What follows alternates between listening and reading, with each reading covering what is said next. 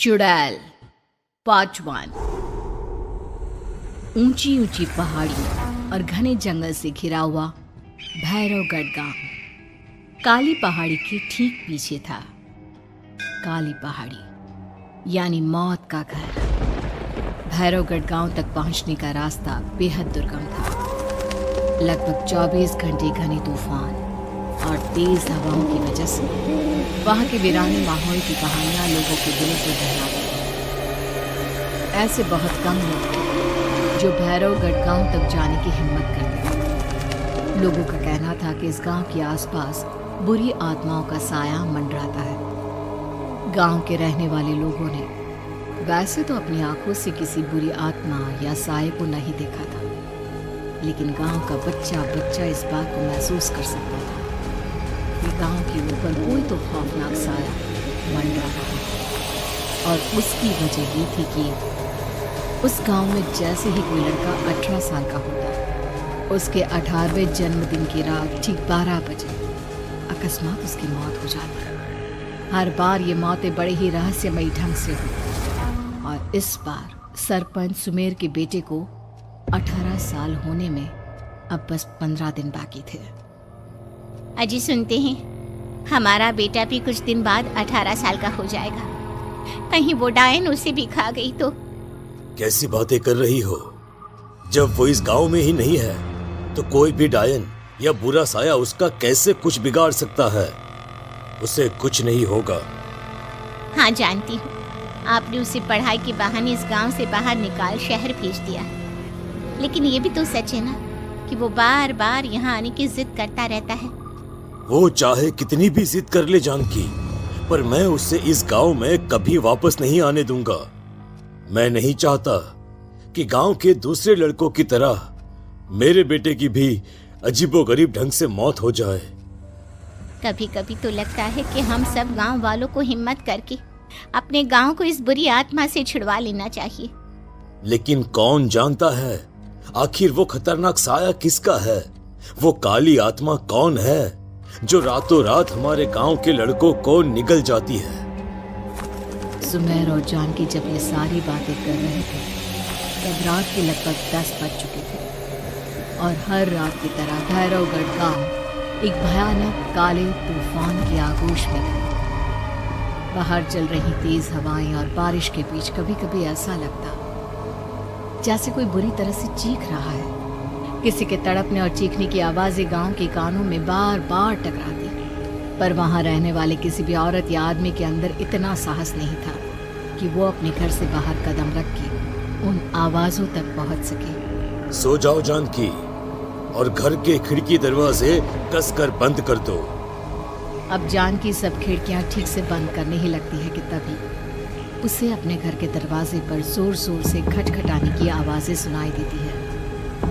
इन आवाजों को सुनकर जानकी और सुमेर के चेहरे डर से पीले और हाथ पैर ठंडे पड़ जाते हैं। जानकी, जानकी, इतनी रात कौन होगा? पता नहीं, ऐसा लग रहा है कोई बुरी तरह से दरवाजा खटखटा रहा है। अरे हाँ, पर किसी की आवाज भी तो नहीं आ रही। क्या करूं? दरवाजा खोल लूं या नहीं? कहीं ऐसा ना हो कि किसी को हमारी मदद की जरूरत हो। लड़खड़ाते कदमों से सुमेर दरवाजे के करीब जाता है और अपने कान को दरवाजे पर रख धीरे से आवाज देते हुए पूछता है, कौन कौन है? कौन है वहां? तभी एक बेहद डराने वाली आवाज उसके कानों से टकराती है, दरवाजा खोलो, दरवाजा खोलो।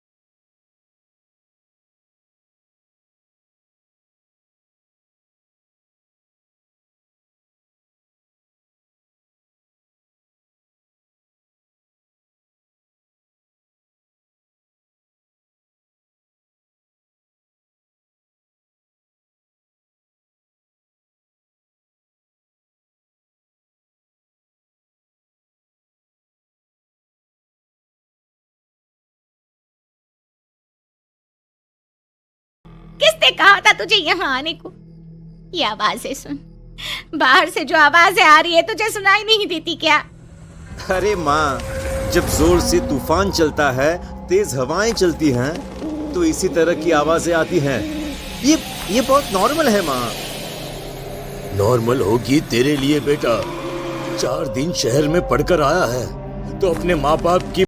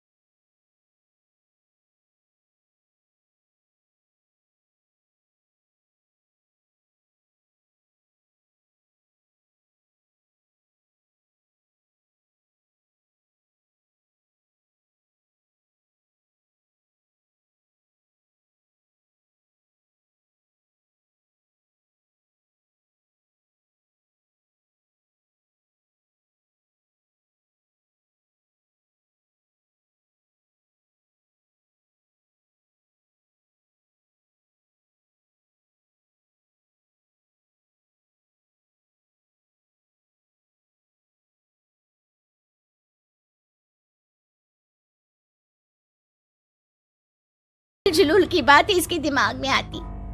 जानकी और सुमेर राहुल को समझाने की बहुत कोशिश करते हैं, पर वो किसी की बात नहीं सुनता और अपना कैमरा लेकर गांव के पास वाली काली पहाड़ी की तरफ निकल जाता है। अब राहुल जैसे ही काली पहाड़ी पर पहुंचता है, उसकी नजर पहाड़ी के ठीक बीचों बीच बनी एक पुरानी झोपड़ी पर पड़ती है। यहाँ भी कोई रहता है क्या?